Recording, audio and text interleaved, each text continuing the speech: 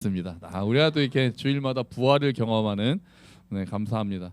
자, 여러분 인터넷으로 사업을 많이 하잖아요. 인터넷으로 사업을 많이 하는데 가장 수익을 많이 내고 있는 게 요새는 좀 늘었을 텐데 처음에 나왔을 때 인터넷으로 가장 돈을 많이 버는 게 세 가지라고 그랬습니다. 세 가지. 뭐 다 이렇게 좋은 건 아닙니다. 아쉽게도 첫 번째는 포르노입니다. 포르노가 그렇게 이제 인터넷으로 돈을 엄청 많이 벌고 있고요. 두 번째가 도박입니다. 도박. 특히 요즘에는 중고생, 특히 남학생들의 도박이 이제 게임보다도 도박이 훨씬 더 크게 이제 문제가 되고 있다고 합니다. 세 번째는 뭘까요? 게임 아니고요. 세 번째가 뭘까요? 포르노도 아니고 도박도 아니라면 또 하나 뭘까요? 엄청나게 떼돈을 벌고 있는 분야가 있는데 그게 다크웹은 좀 너무하다. 그거는 거기까지는 집계가 아예 안 되니까 다크웹은. 유튜버 그런 게 아니고 아예 분야가 점입니다. 점 치는 거예요. 인터넷으로 점 치는 거. 무속을 연결하는 게 그렇게 돈을 많이 벌고 있고 인터넷상에서 활동하고 있는 무속인들도 엄청납니다. 근데 요즘에는 인터넷만 그렇습니까? 이제는 공중파, 정치권 할 것 없이 무속 논란이 되고 있고 공중파에서도 아예 대놓고 점을 치거나 이렇게 하는 그런 사람들이 나와가지고 연예인들 맨날 전생이 어떻고 이런 얘기들 지금 막 하고 있잖아요. 한편으로는 이해가 됩니다. 왜 사람들이 그렇게 점을 칠까요? 뭐 하니까? 불안하니까 그렇죠. 미래를 알고 싶으니까. 그 마음도 사실은 좀 이해는 됩니다. 불안했기 때문에 그런 거죠. 자, 하지만 우리는 그런 것에 눈 돌리지 않죠. 여러분 하나님께서 우리를 인도하시는 줄로 믿습니다. 아멘. 믿습니까? 아멘. 자, 그런데 어떻게 인도하시죠? 여러분 하나님께서 인도하시는 것을 평소에 경험하고 계십니까? 정말 하나님이 우리 길을 딱 주님 기도하면은 길을 딱 보여주시고 주님 이겁니까? 일로 가라 이렇게 하시고 제가 이 직업입니까? 저 직업입니까? 이 회사입니까? 저 회사입니까? 이 회사다 하시고 하나님께서 그렇게 여러분에게 알려주셔서 야 진짜 하나님이 나를 인도하셔. 하나님 여기야 투자를 해야 될까요? 저기에 투자를 해야 될까요? 이쪽에 투자해라 이렇게 말씀하셔서 우리를 인도하시나요? 평소에 하나님의 인도하심을 팍팍 느끼시나요? 그럴 수도 있는데 안 그럴 때도 더 많습니다. 여기에 우리의 어려움이 있는 거죠. 자, 성경에도 하나님의 인도하심은 다양하게 나타납니다. 하나님께서 확실히 눈에 보이는 방식으로 인도하실 때도 있죠. 광야에서 대표적으로 모세가 이스라엘 백성들을 이끌고 이집트를 나와서 갈 때 구름 기둥, 불 기둥이 빡 눈에 보여가지고 그때는 따라갔습니다. 그때는 하나님한테 하나님 왼쪽으로 갈까요? 오른쪽으로 갈까요? 기도할 필요가 없습니다. 그냥 구름 기둥이 가는 데만 그냥 열심히 따라가면 되니까요. 고민할 거 없습니다. 그냥 보이는 대로 따라가면 됩니다. 그런데 모호하게 인도하실 때도 많습니다. 사실 이렇게 인도하실 때가 더 많은 것 같아요. 차라리 구체적인 일정표를 주시면서 야 나는 너를 향한 계획을 딱 이렇게 하고 있거든. 10년 뒤에 넌 이게 될 거고 15년 뒤엔 이렇게 될 거야. 아니면 이스라엘을 인도하실 때도 야 이렇게 가면은 이렇게 될 거고 나는 이쪽으로 인도할 거고 계획표를 우리에게 다 알려주시면 편할 텐데 그렇게 하지 않으십니다. 오늘 우리가 읽은 아브라함의 인생도 마찬가지입니다. 여러분 하나님께서 아브라함을 인도하셨습니까? 아멘이죠. 인도하셨죠. 당연히 인도하셨습니다. 그 먼 갈대아 우르에서 수천 킬로 떨어진 이스라엘까지 하란을 거쳐서 오게 하셨을 때 하나님의 큰 그림이 있었고 하나님께서 말씀하셨죠. 하나님께서 말씀하셨고 거기까지 이끄셨으니까 어마어마한 그림이었습니다. 그걸 믿고 따라온 아브라함도 정말 대단한 사람이죠. 자, 오늘 우리가 읽은 말씀이 아브라함을 부르시는 장면이에요. 하나님께서는 명령도 주시고 약속도 주십니다. 너의 고향 아비의 집을 떠나서 가라. 그거 명령만 하시는 게 아니라 내가 너에게 복을 주겠다. 너로 큰 민족이 되게 하고 창대하게 하고 이름을 높이고 너에게 축복하는 자는 복을 주고 하나님께서 그렇게 다 약속까지 하셨단 말이에요. 하나님께서 큰 비전을 주셨어요. 약속할 땅으로 가라. 그리고 그 비전을 믿고 아브라함은 그 먼 길을 출발합니다. 그런데 그 약속 자체도 사실은 조금 모호합니다. 하나님께서 내가 너에게 뭐 할 땅으로 가라고 하시죠? 내가 너에게 보여줄 땅으로 가라고 하십니다. 아직 보여주지도 않으셨어요. 하나님께서 다 보여주시고 길까지 알려주시면 좋겠는데 보여줄 땅으로 가라고 말씀하시는 거예요. 그러면서 그것을 따라서 아브라함이 또 따라가니 정말 대단한 거죠. 아브라함의 인생에 있어서 하나님께서 그렇게 구체적으로 말씀하시는 경우는 많지 않습니다. 예를 들면 아브라함은 몇 살 때 아들 이삭을 얻습니까? 100살 때입니다. 근데 하나님께서 아브라함을 처음 부르실 때 너에게 큰 민족을 이루게 하겠다고 하셨거든요. 이때가 75살입니다. 예를 들면 제가 하나님 같으면 야, 너 100살 때 아들 낳을 거야. 이렇게 말씀해 주셨으면 얼마나 좋아요. 그렇게 안 하시고 너를 통해서 큰 민족을 이룰 거다라고 말씀만 하셨는데 언제가 빠졌습니다. 언제가. 어떻게도 빠져 있습니다. 20년이 넘도록 아무 일도 일어나지 않습니다. 그 약속을 하나님이 지키지 않으신 것 같은 거예요. 그러니까 가나안 땅에 도착한 후로도 10년이 지나도록 하나님께서 뭔가 더 액션이 없으셨습니다. 여러분 이런 약속 여러분은 붙잡을 수 있으시겠어요?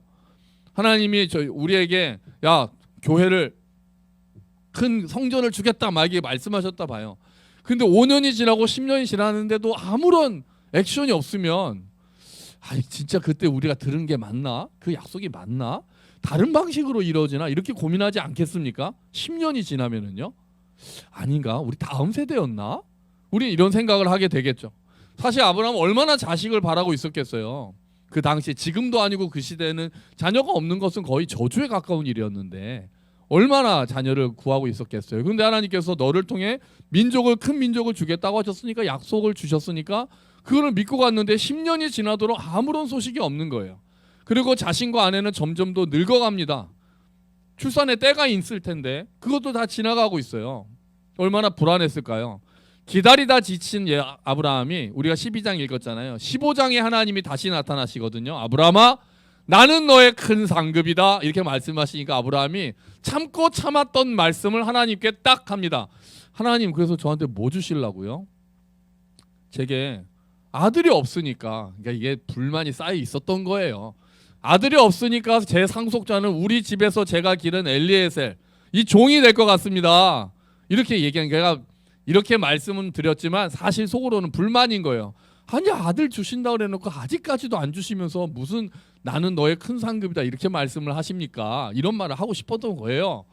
저희 돌려서 지금 불만을 표출하는 거죠. 저희 집 아들이 없으니까 저희 상속자는 저희 집의 이 종이겠네요. 이랬더니 하나님께서 여기서 또 아니다 그러세요. 엘리에셀은 아니다. 너의 몸에서 날 자가 너의 약속을 이을 자다. 이렇게 말씀하십니다. 아브라함이 다시 그런가? 그러면서 밖으로 데리고 나가셔서 저 별을 봐라. 별을 보면서 많지? 네. 너의 자손도 이렇게 무수히 많아질 것이다. 아브라함의 막 가슴이 벅찼겠죠. 그런데 여전히 구체적인 일정표는 나오지 않습니다. 그리고 또 시간이 흘러 갑니다. 또 몇 년이 지났어요. 그러니까 아브라함과 사라가 또 걱정이 됩니다. 근데 그때 하나님이 말씀하실 때요. 내가 아브라함과 너와 사라를 통해 아들을 주겠다 하셨으면은 괜찮았을 텐데 15장에서 말씀하실 때 너를 통해라고만 말씀하셨거든요. 아브라함을 통해서라고만. 그러니까 이제 아브라함이 해석을 시작하는 거예요. 가만히 있어보자. 하나님이 아브라함을 통해서라고 하셨지 사라가 나를 통해서는 아닌가? 이렇게 생각이 드는 거예요. 그럴만하지 않습니까? 저는 이거 당연하다고 생각합니다. 소식이 없는데 그치 하나님이 아브라함을 통해서라고 하셨지 사라를 통해서 말씀 안 하셨거든요. 그럼 사라가 아니었나 보네. 그러면 하갈 여보 이 젊은 여종 줄 테니까 이 여종을 통해서 아들을 낳으라는 게 하나님 뜻인가 봐요. 사라가 그렇게 얘기하지 않았겠어요? 그랬더니 아브라함이 하갈을 통해서 아들을 낳고 이스마엘을 낳습니다. 이게 결국은 분란이 된 거예요. 만약에 하나님께서 사라를 통해서 낳을 것이다라고 분명하게 말씀하셨더라면 아브라함이 하갈을 통해서 할 리가 없습니다. 그 하나님을 믿고 수천 킬로를 갔던 아브라함에게 헷갈릴 여지를 하나님이 주신 거예요. 하나님이 그렇잖아요. 너를 통해서라고 했지 사라를 통해서라고 안 하셨으니까 그러면 나를 통해서긴 하지만 하갈을 통해서일 수 있겠구나. 이렇게 해석을 한 거죠. 아브라함은 나름 믿음의 결단을 한 겁니다. 불신앙이 아닙니다. 저는 그렇게 생각합니다. 여지를 하나님이 주셨기 때문에 그래요. 아니면 시간이라도 정확하게 몇 년 뒤에 나을 거다라고 말씀하셨으면은 그걸 또 기다렸겠죠. 근데 그러지도 않으셨으니까 계속 불안함과 어떻게 된 거지? 고민을 통해서 나름 결단을 내린 것이 사실은 좋지 않은 결단을 내리고 만 거죠. 결국 이스마엘과 이삭을 통해서 결국은 그 집안에 분란이 생기게 됩니다. 사실 아쉽습니다. 하나님이 좀 정확하게 찝어주시지. 저는 그런 생각 많이 했습니다. 너와 사라를 통해서 나을 거야 이렇게 하셨으면 됐을 텐데 왜 헷갈리게 모호하게 말씀하셔가지고 그렇게 불신앙은 아니지만 어떻게 좀 잘못된 선택을 하게 만드셨을까? 좀 정확하게 하셨으면 얼마나 좋았을까? 그런데 하나님의 인도하심이 대부분 이렇습니다. 대부분 이래요. 이게 하나님이 주로 사용하시는 방법인 것 같아요. 어떤 겁니까? 저 멀리 있는 약속을 보여주세요. 그 꿈을 가지게 하십니다. 그런데 구체적인 방법이나 일정에 대해서는 침묵하실 때가 많은 거예요. 모세 때처럼 불기둥 구름기둥 보여주시면서 요 길로만 가라. 우리가 잘 때마다 너는 내일은 이 길로 가라 저 길로 가라 말씀을 안 하시는 거예요. 그 몫이 우리에게로 주어진 겁니다. 한 걸음 한 걸음 기도하며 고민하며 이 땅을 걸어가는 것은 하나님이 우리에게 맡겨주신 몫이 되는 거예요. 그렇다고 꽃길로만 인도하시지도 않고 광야길로 인도하시기도 합니다. 왜 하나님께서는 우리를 이렇게 인도하실까요? 좀 편하게 해주시죠. 좀 갈 길을 다 알려주시고 일정표를 딱딱딱딱 짜주시죠.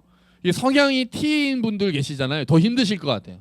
저는 F거든요. 그러니까 좀 즉흥적인 거에 강한 사람이라 이렇게 인도하시는 게 저도 좀 어렵지만 좀 나은데 계획을 짜서 움직이시는 분들은 더 힘드실 것 같아요. 하나님이 계획표를 잘 안 주시니까요. 하나님께서 이렇게 인도하시는 이유는 뭘까요? 하나님의 목적이 우리랑 조금 달라서 그래요. 하나님의 목적은 우리입니다. 우리가 뭔가를 하는 게 하나님의 목적이 아니라 우리를 만들어 가시는 게 이 땅에서 하나님의 목적이신 거예요. 하나님께서 모든 것을 정하시고 일정표를 이끌어 주시고 우리에게 알려주시면 편할 수 있지만 그렇게 되면 우리가 만들어지지 않습니다. 모든 일정대로 걸어갈 때는 뭐가 필요 없게 됩니까? 믿음이 필요 없게 되잖아요. 하나님이 다 보여주시고 그 길대로만 가게 되면은 믿음이 필요하지 않습니다. 우리의 믿음이 자라지를 않아요. 아니 자체가 필요하지 않아요. 우리의 선택, 우리의 결정, 우리의 고민이 아무런 의미가 없게 되는 거죠. 하나님은 우리를 순종하는 기계로 만드시는 것이 하나님의 목적이 아닙니다.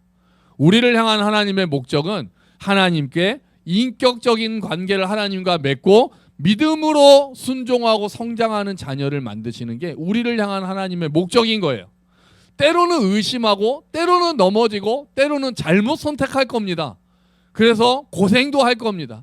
하지만 그 과정을 통해서 우리를 빚어가시는 게 하나님의 목적인 거예요. 그래서 이게 아니었나? 그럼 내가 뭘 잘못 생각했나? 고민하면서 다시 하나님의 뜻을 고민하고 기도하고 이 길이 하나님의 뜻인가? 다시 선택하고 때로는 이 길이 맞았구나. 하나님의 뜻이 이런 거구나. 알아가고 때로는 어렵지만 이게 하나님 뜻일 거야 라고 믿음으로 순종하고 이런 과정들을 통해서 빚어가는 인격, 이런 과정들을 통해서 성장하는 믿음, 그게 우리를 향하신 하나님의 뜻인 거예요. 그리고 하나님이 우리를 인도하시는 방식인 거예요. 히브리서에서는 아브라함의 여정에 대해서 이렇게 평가합니다. 우리 앞에 써 있는 거 한번 같이 읽어볼까요? 같이 읽어보죠. 믿음으로 아브라함은 하나님께서 그에게 약속하신 땅으로 가라는 하나님의 부르심에 순종하였습니다. 그는 가야 할 곳도 모른 채 자기 고향을 떠났습니다. 이 사람들은 모두 믿음을 따라 살다가 죽었습니다. 그들은 하나님께서 그의 백성에게 약속하신 것을 받지는 못했으나 앞으로 올 것들을 멀리서 보고 기뻐하였습니다. 아멘. 뭐를 따라 살다가 죽었다고요? 믿음.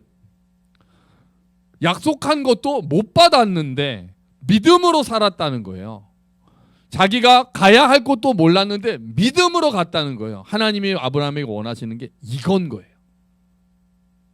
믿음, 신뢰. 내가 알아서 결정하는 게 아니라 알지 못하지만 믿음으로 내딛는 걸음. 하나님께서 이것을 아브라함에게 원하셨고 그것을 결국 만들어내셔서 이삭을 죽이라고 할 때조차도 아브라함이 그 믿음을 꺼내볼 수 있었던 거예요. 바울은 소망에 대해서 좀 비슷하게 이야기합니다. 우리 한번 소망에 대한 말씀 한번 같이 읽어볼까요?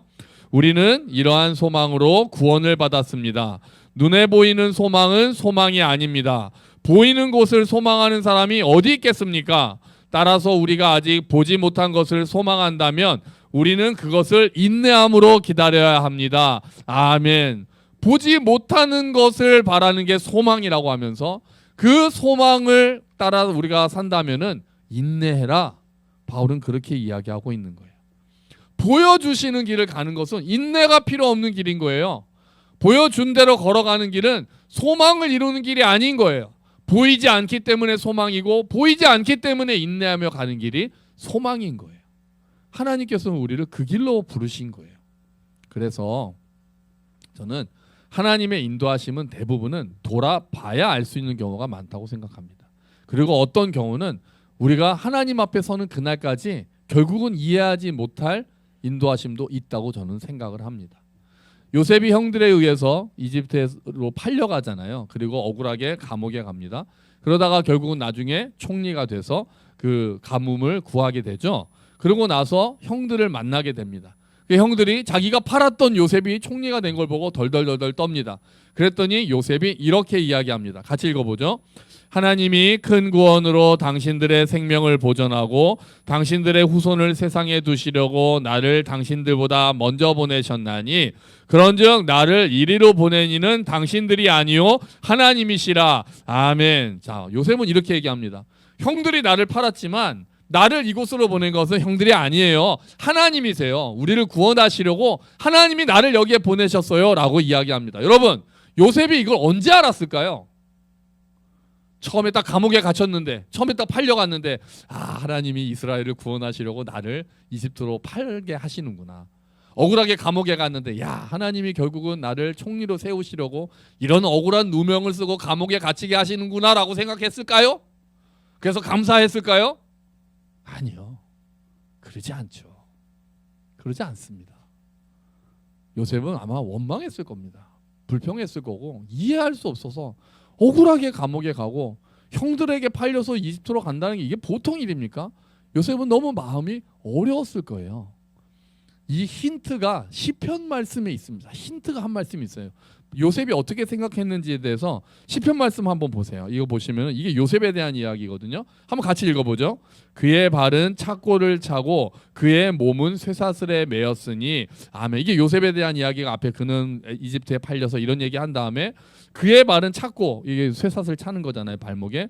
그의 몸은 쇠사슬에 매였다고 하는데 이 몸이 원어로는 뭐냐면은 혼입니다. 몸이 아니에요.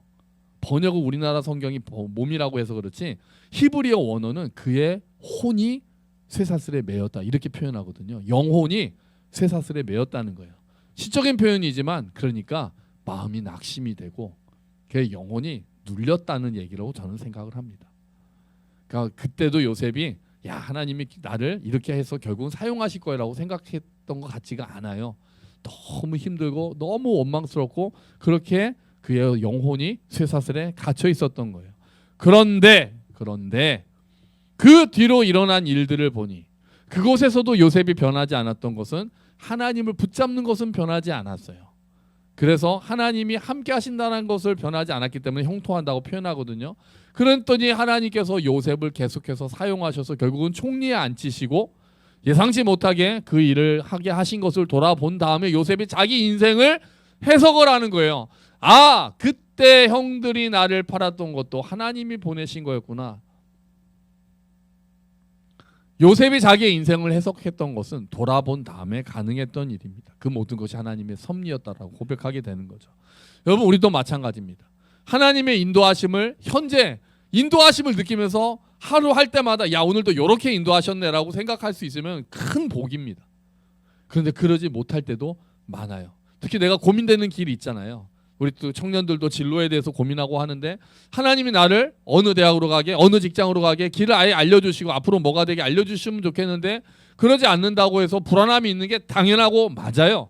당연합니다. 그때는 고민해야 돼요. 기도하면서 고민하는 거예요.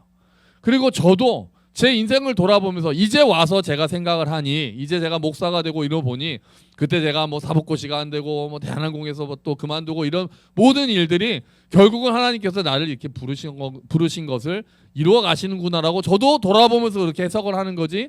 그때는 굉장히 낙심이 되고 스트레스가 되고 정말 직장을 그만두는 게 맞나 이렇게 뭐 고민하면서 갔단 말이에요. 고민하면서 걸었는데 지금 돌아보니 하나님이 결국은 함께 걷는 교회 식구들을 만나게 하시기 위해서 그렇게 인도하셨나 보다라고 믿음으로 고백하게 되는 거예요. 그런데 아직도 해석이 안 되는 게 많습니다. 작년에 청년부 목사님을 모실 때 저는 아직 사실 그게 해석이 안 됩니다. 왜냐하면 막 기도했거든요. 기도하다가 갑자기 그분이 떠오른 거예요. 진짜 기도하다가 금요 예배 때 기도하다가 청년부 목사님을 허락해 달라고 기도하다가 갑자기 그분이 참 모시기가 쉽지 않은 분이 떠오르는 거예요. 그래서 이게 하나님의 뜻인가? 이제 저는 그러면 이게 하나님의 인도하심인가 이렇게 생각하면서 시작을 하거든요. 그래서 연락해서 만나자고 하고 저희 교회 청년부 담당 목사님으로 와주실 수 있겠습니까? 그랬더니 저도 마침 공동체를 위해서 기도하고 있었는데 너무 잘 됐습니다. 이렇게 말씀하시니까 제가 얼마나 놀랐겠습니까? 야, 하나님이 이렇게 인도하셔서 딱 맞춰주셨구나. 막 소름이 끼쳤다니까요. 그랬는데 결국 5개월 하시고 떠나셨잖아요. 그래서 제가 이제 저게 헷갈려졌어요. 하나님한테 여쭤보는 거예요.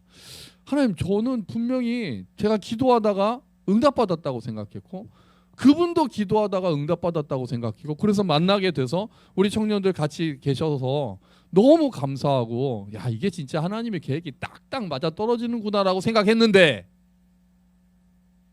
그만두시고 사임을 하시고 떠나시는 걸 보면서 이건 뭡니까? 라고 한 거예요. 그 답을 지금도 못 찾았습니다. 못 찾았어요. 물론 감사하게도 약간의 답은 있죠.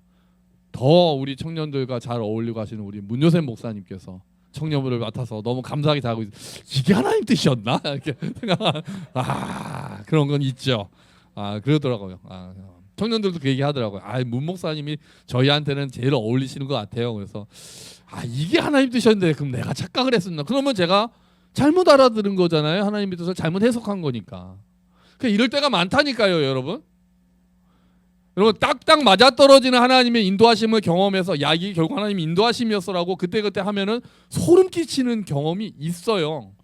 우리 교회 여기 들어올 때 그랬잖아요. 좀 그 뒤에 오신 분들은 모르겠지만 우리 교회 여기 들어올 때 그랬잖아요. 소름 끼치는 경험 몇 개 했잖아요. 의자 사고 의자 이거 많이 아시지만 잠깐 요건 또 얘기 못 들으신 분들은 의자를 하는데 제가 인터넷으로 함께 저희 한 40명 되는 교회인데 장소 주일만 빌려주세요라고 제가 인터넷으로 기독교 사이트에 올렸단 말이에요. 그랬더니 좀 궁금하죠. 저희 교회 쓰세요 이렇게 하는 분 있을까 싶었는데 어떤 분이 댓글을 다셨잖아요. 댓글을 다셨는데 목사님 지금 교회 장소를 찾느라고 고생하시는군요. 저도 그럴 때가 있었습니다. 힘내십시오. 이렇게 그게 댓글이었어요.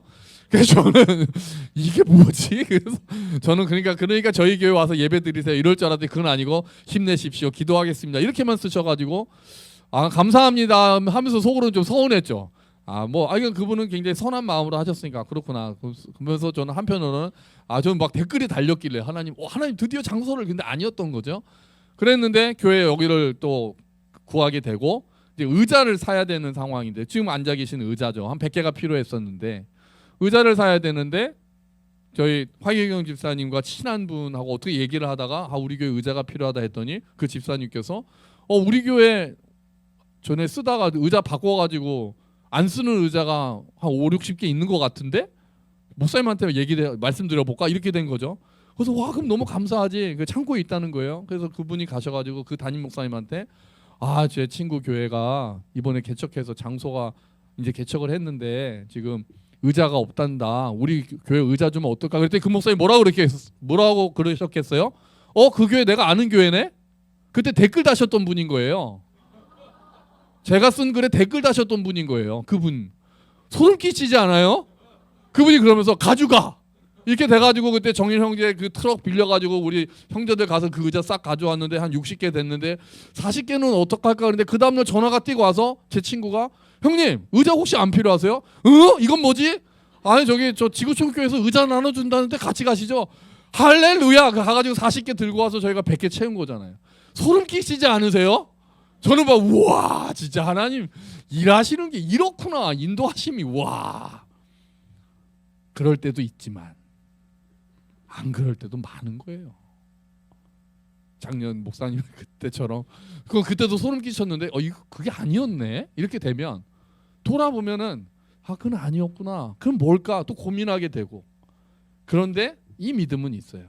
그 과정을 통해서 하나님이 내가 지금 모르고 있지만 하나님이 그 목사님께도 또 우리 청년부에게도 하신 일이 분명히 있다. 그 믿음은 있는 거예요. 제가 생각하는 그림은 아니었어요.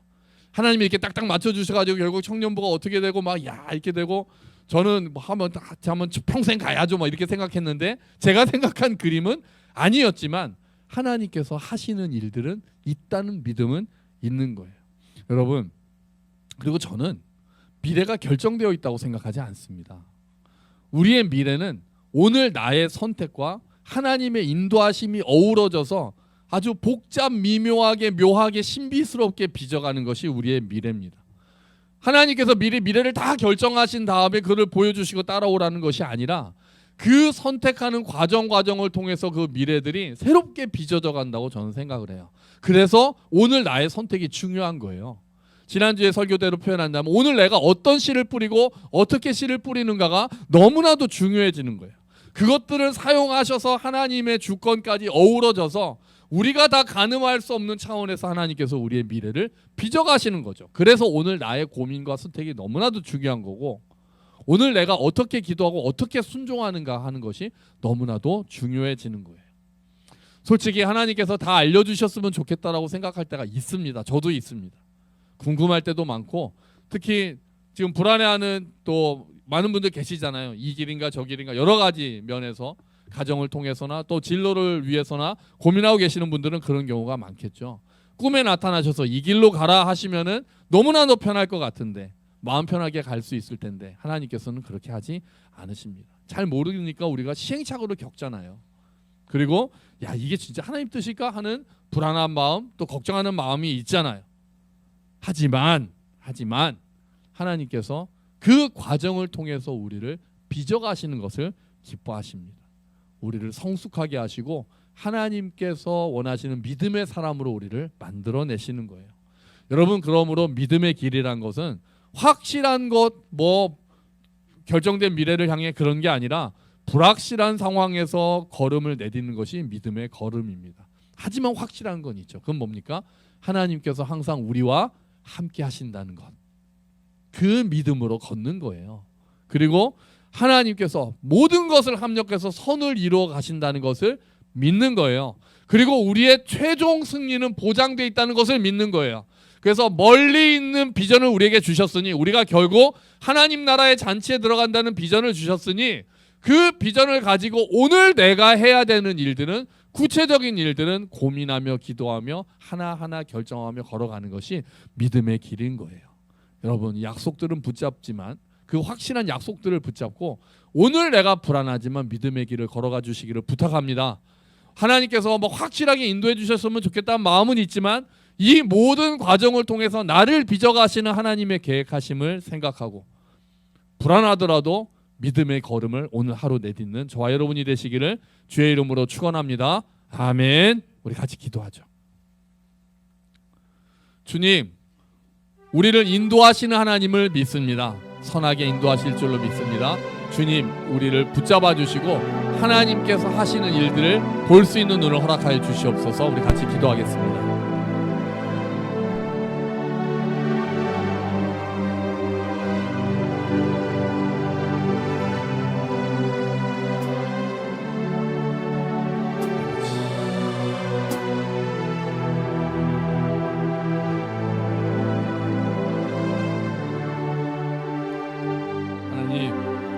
인도하시는 아버지, 구체적으로 뭔가를 다 결정하시며 우리가 편하겠지만 우리 안에서 빚어내고자 하시는 그 믿음, 빚어내시고 싶어 하시는 인격이 있기에 우리를 그렇게 모호한 길로 인도하심을 우리가 믿습니다. 하지만 그럼에도 불구하고 하나님 모든 것이 합력해서 선을 이룬다는 것을 믿사오니 아버지 하나님 은혜를 베풀어 주시옵소서. 도와주시옵소서. 하나님, 우리의 걸음을 인도하신 하나님을 믿고 용기를 낼 수 있도록 도와주시옵소서. 결국 우리가 어느 길로 가든지 하나님 품 안에 있으면 하나님께서 모든 것들을 이루어 주실 줄로 믿습니다. 우리를 만들어 가실 줄로 믿습니다. 주님께서 도와주시고 우리의 삶을 인도하여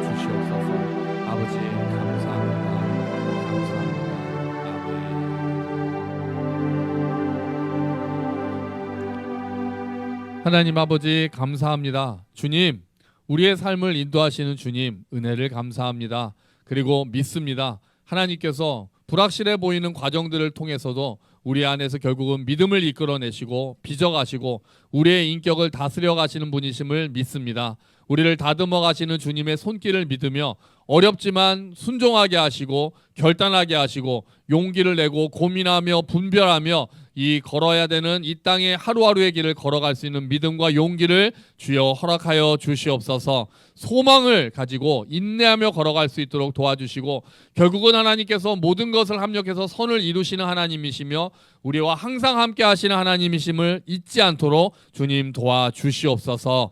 예수 그리스도의 이름으로 기도합니다. 아멘.